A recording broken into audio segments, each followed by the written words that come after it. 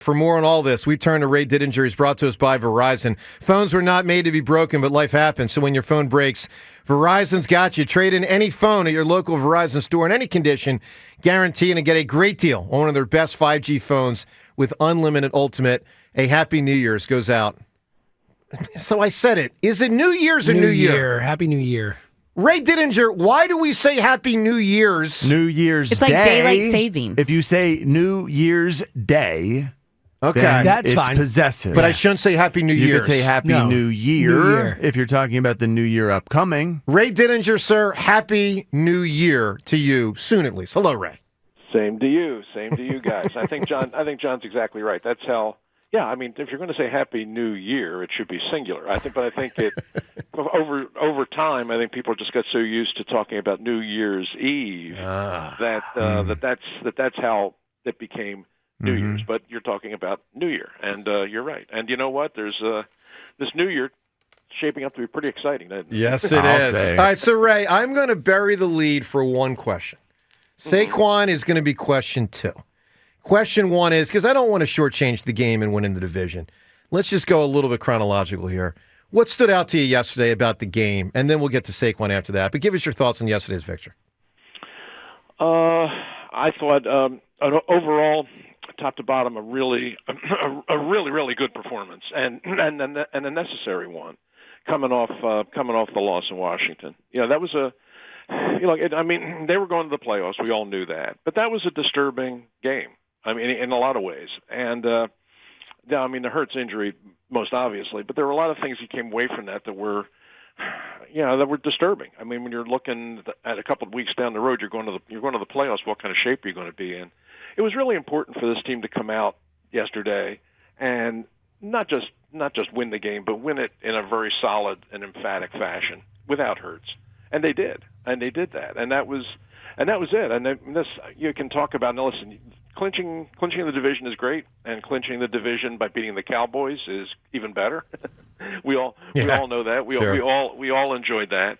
But I thought from top to bottom it was a really good performance by the team, and you come away from it with a better feeling about your backup quarterback. I think that's what I came away from. I mean, the game a week ago, I didn't. A lot of people blame Pickett for the loss. I didn't. I thought he came in under tough circumstances and did okay. When he left the field, you were in the lead. So, I mean, in that sense, he'd kind of done his job. But I thought you really needed. I kind of wanted to see what he looked like after a good, solid week of practice, where I think everybody pretty much knew he was going to go in this game. And I thought he came out, and I thought he played really well. And that's what I took away from it. He did. Now you feel pretty good about your number 2, and frankly, you feel pretty good about your number 3. He looked pretty good too. Yeah, what sort of question does this bring for future years? It felt like Tanner McKee, the younger, much more moldable quarterback, could be a real option. I thought he looked outstanding as well. Yeah, and not the first time. I mean, he hasn't. Anybody that pays any attention to the preseason, I don't know how many people really do, but in the preseason, when he's had his opportunities to play, he's been very good. Coming out of Stanford, there were the book on him was pretty much that he was just a pocket passer. That the big knock on him was he had very little mobility. I mean, he was a guy that was just stood flat-footed in the pocket, but nobody questioned his arm and nobody questioned his accuracy. But I mean, he was a prospect worth taking. That you could develop him into something. And yesterday he came in and he looked very comfortable in there. And it was all in all, top to bottom, I thought it was a really, really good performance by this team. And then put you in a position where now all other things are possible. But you have some big decisions to make this week. Yes, you do. All right, let's get to those decisions, Ray. By the way, it's 94 WIP, HD1 Philadelphia, as we broadcast today from the Tasty Cake studio. All right, Ray, we give people a chance to always hear a name leading into another home game, in this case a game Sunday. It's Sunday, by the way, at 1. For those that don't know, NFL announced yesterday the Eagles will be playing Sunday at 1 o'clock. There was the possibility of Saturday. I was a little afraid they were going to screw the Eagles and have them Saturday if you didn't know if they had to play the players or not. Or anyway, Sunday game, 1 o'clock. You can attend the game and win tickets Friday here on the show. You got to listen today at 8, tomorrow at 8, Thursday at 8, and Friday at 8, 4 times. For 4 different names, and with those 4 names, you can win tickets courtesy of NovaCare Rehabilitation. Let's give you a name right now. And And the name is Saquon Barkley. Saquon Barkley an unexpected is name, the name. All right. Know that name for Friday at 8 o'clock. Be ready to win the tickets courtesy of Novacare Rehabilitation. All right, Ray, let's get to really the big topic. And you know you are our Obi-Wan, Ray. We turn to you in moments of confusion and say, show us the way, Diddy. Ray Didinger, sir. Should the Eagles play Saquon Barkley Week 18 to try to break Eric Dickerson's record?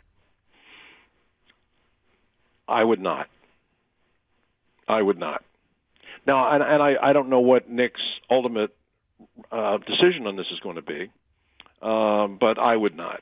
I wouldn't. I think Barkley handled it about as well as you could handle it yesterday. I mean, he knew the question was coming, and he was ready for it. Yeah.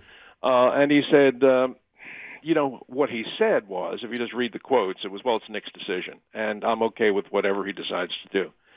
But if you looked at his face, he obviously wants to go for it. And who wouldn't? I mean, he's 100 yards away from an all-time NFL record. He knows at this point in his career he'll never be this close again. The competitor in him wants to go for it, and I fully understand that. But he also said in his comments to the press, he also talked about the larger issue, which is what we're all here trying to accomplish, which is win a Super Bowl. And if that's really, as Jalen Hurts likes to say, keep the main thing the main thing. If that's really the main thing, then the smart thing to do now is to sit him and sit pretty much all of your starters and give them that week. Because here's the thing, and I understand historic aspects of it, and I understand the delicious situation that this sets up. That here you got the Giants limping into Philadelphia to play this game, where he can break the all-time rushing record against the team that let him walk. I mean, all of that stuff. It's storybook. It really is, and it's sitting there for you, and you know it's there. But the bigger picture is accomplishing what you all set out to accomplish at the beginning of this year, and that's winning a Super Bowl. And if that's the case, then I think you sit not just him, but a whole lot of guys, because you got to look at this. This is the way, and I thought about it a lot last night. I'm sure you did. Yeah, I think we all are. Yeah, I think we all thought about it a lot last night. But here's the thing. I mean, you look back, the Eagles have been grinding now for 3 solid months. Their bye was in Week 5. Their bye was really early this year. They have been going with no let up since early October, and playing and coming down the stretch here. They have played some really tough games. The Baltimore game was a tough game. The Pittsburgh game was a tough game. Last week's game against Washington, the way it turns out to be a tough game. I mean, it has been a grind. And Barkley has, if you tally it up, 378 total touches right now. You look at your offensive line. I mean, you look at Dickerson, you look at Johnson, these guys have played 800, 900. Juergens has played 1,000 snaps. And if you really want to go in, and you have no let up now, you have no bye. I mean, your game is coming right on the heels of this final game of the regular season. I think the smart thing to do, even though there's a lot of people that are going to be unhappy about it, and I think there's probably, to some degree, Barkley's not going to be thrilled with it, but I think the smart thing to do is to give everybody a rest, give them a chance to catch their breath, and go into the playoffs as healthy as they can possibly be. So, Ray, I tend to agree with you. I am very torn. John came out early this morning and said, play him. So, John, I'm turning to you. What is your retort to Ray, given just everything? What do you think? I think you have to try to grab history, and I understand that you don't have a bye and that the starters need rest, but I would regret not trying if I were Nick Sirianni, if I were this organization, this close.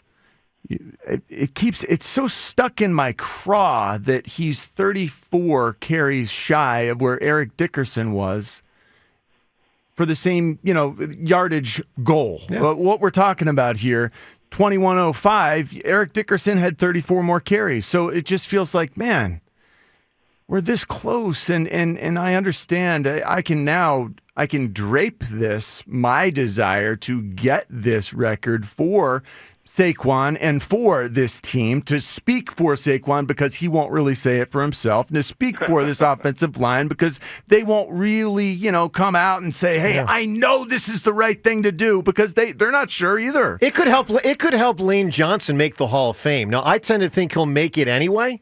But it could help him make it. Massive deal. It is such a massive deal, and to be this, 100 yards away, it does feel like it could be achievable relatively quickly, painlessly, and then, hey, whatever we do to close the game out is fine, and we won't have a hitch along the way. But I understand we don't have a bye. We are locked into that second seed. We will not be at home just watching the first round of the playoffs. One of the problems with playing him and them, if you do, Ray, you know this, the playoff game could be on the Saturday. I mean, you could play a game at 1 o'clock on Sunday and turn around and play a Saturday night playoff game. That's not ideal. It's just no, it's not ideal. All right, so Ray, let me ask you this one. I mean, you are obviously John. I fully understand what John's saying, because John's talking about it the way you would expect a professional football player to talk about it. That's how you're going to view this thing, for sure. Yeah. And I agree with that. But you got to understand, the New York Giants are coming in here on Sunday, and if Barkley plays, they're going to play an 11-man line. I mean, they're going to sell out on every snap, because their season means nothing. Their season has been gone for 3 months. But the last thing they want is for him to break this record against them. That's interesting. Here in Philadelphia. So I don't think they have much say. Isn't that good. Their defense isn't good. I'm not going to try to say that it is. But they're going to be selling out on every play to stop number 26. Do you really want to put him in that situation a week before you play the games that really start to matter? I would not. And I'll tell you this. If you would stop 10 people on the street, or 10 people at the link for that matter, 2 months ago, before the record became a thing, before anybody started worrying about the pace that Barkley was on and what he could possibly do, you go back to end of September, beginning of October, whatever. You stop somebody in the stadium. Hey, who has the record for the most yards rushing in a season? Maybe 1 out of 10 could have told you Eric Dickerson. Some people probably still think it was O.J. Other people probably would have said it was Barry Sanders. But the fact is, it's history, but the Super Bowl is the real history here. That's the way I feel about it. And could he get it? Yeah, I think he could get it, but at what risk? I mean, if he goes out there and the Giants are going to be swarming him, they will. Do you really want to put him in that position? If he gets banged up at all, and he's less than 100% or as good as he can be going into the playoffs, then really what have you accomplished? I remember interviewing O.J. Simpson. This was right after he retired, and it just transitioned into broadcasting. And I was doing a piece for the paper about him, and I asked him about his career. And he talked about his 73 season. And he talked about the 2003 yards and the MVP.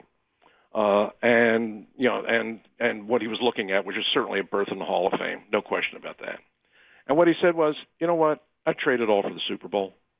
I'd trade all of that. The 2,000 yards, the MVP, Canton, all of that. I'd trade all of that for the Super Bowl, for a Super Bowl ring. Well, what if you get both? There is the argument, though. You could get both. You could. And wouldn't you regret not even trying for both? You have the option to get both, and to not because you choose not to. Not because you couldn't. Not because your team wasn't good enough or the offensive line wasn't capable or Saquon wasn't elite enough. It's just because you chose to not play your starters in Week 18. Yeah, Ray, I think it's a fascinating conundrum. I mean, we're fielding phone calls every which way, and people are, look, there's ultimately two sides. But there's a lot of merit, I think, on both sides. Ray, let me ask you this: absolutely. Yeah, Ray, I want my team to err to the side of being overly aggressive. Like I'm okay with whatever happens. I'm throwing caution to the wind because Ray, I do think that is the best type of team, the type of team that will be a little bit reckless along the way. But Ray, I'm going to throw this in because this is John's life. I've tried to remind him a few times. Brian Westbrook missed the 2003 playoffs because he got injured end of the year.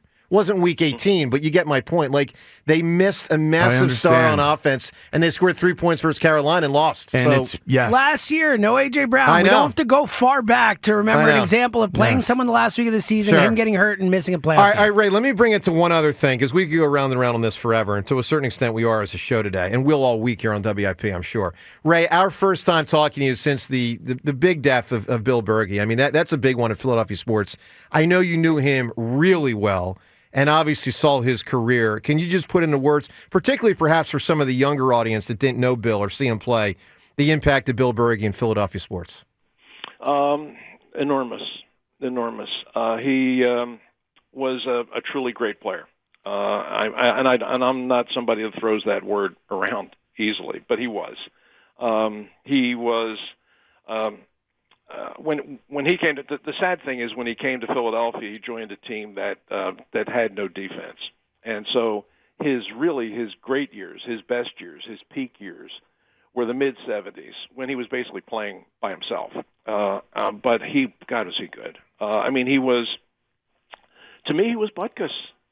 To me, he was Butkus. Wow. I mean, he was. He's a 245-pound man, which was huge for a middle linebacker. Well, even today, but certainly by those standards. But he wasn't just a between the tackles run stuffer. I mean, he had an incredible agility and ability to play the game sideline to sideline. You look at his career. He finished his career with 26 interceptions. I mean, that's a lot for a middle linebacker. And here's the thing. And he averaged 15 yards a return. Wow. It speaks to the kind of athlete he was, but a tremendous leader, a guy who played incredibly hard all the time, and the Philadelphia fans recognized that right from the jump. And I mean, you can pick any number of games, but the one I'll always remember was his first game. It was his first home game, regular season home game for the Eagles, fittingly against the Cowboys. Monday night game. You all know what a Monday night game was like back in the early 70s. Yep. It was a super event against the Cowboys at the Vet. And Bergie, by my count, and I went back and I looked it up, I had him for 22 tackles. And late in that game, the Cowboys had the ball at the 1 yard line. They're about to punch it in for the winning touchdown, the clinching touchdown. And Bergie hits a guy named Doug Dennison, who was a rookie running back from Kutztown, hits him in the hole. Ball pops loose. 2 hops to Joe Lavender, who takes it down the sidelines 96 yards for a touchdown that wins the game for the Eagles. And the Eagles were a bad team. The Cowboys were a really good team. But Bill Bergey pretty much won that game by himself. And that was his introduction to Philadelphia, and then he went on for the next 7 years and did nothing but reinforce that. And, his final game was Super Bowl 15. And at that point, Bill was 35 and playing on a really bad knee. But he still that year he led the team with 118 tackles. Just a great player, Eagles Hall of Famer for sure. I have said over and over, and I will continue to say that he should be in Canton. I mean, I look at the guys, the linebackers of that era, the Harry Carsons, the Tommy Nobuses. There were some great players at that time. Jack Lambert. Those guys are in Canton. To me, Bill Bergey was better than any of them. And it's a shame unlike some of those guys, he didn't get a chance to win a world championship, but he played like a champion every Sunday. Love it, Ray. Well said, my man. Ray, have a great new year, and we'll talk to you. Getting ready for the playoffs, obviously, next week. It'll be something. Thank you, Ray. All righty. Take care now, guys. All right, there he is, the Diddy, Ray Didinger. All right, up ahead, more from Saquon and Nick Sirianni after the game about how they'll handle Week 18, plus what Jordan Mailata and A.J. Brown said, whether they want Saquon to go for it or not. DeMero Montage, your phone calls on all these topics. Joe DeCamera and John Ritchie on a great Monday morning on 94 WIP.